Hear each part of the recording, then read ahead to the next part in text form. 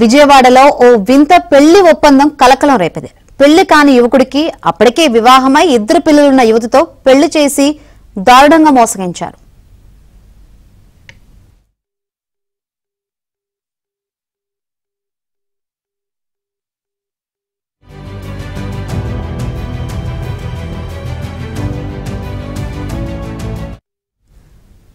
కర్ణాటక గంగావతిలో ఉంటున్న ఓ తెలుగు కుటుంబానికి చెందిన దుర్గాప్రసాద్ కు చాలా కాలంగా వివాహం కుదరడం లేదు.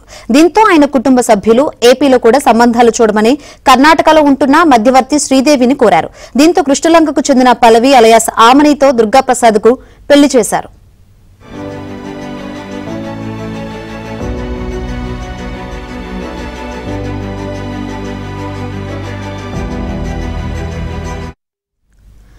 పెళ్లి పేరుతో వివిధ కారణాలు చూపించి దుర్గాప్రసాద్ కు బ్రోకర్స్ టోకరా వేశారు. అతని నుంచి 4 లక్షల రూపాయలు దండుకున్నారు.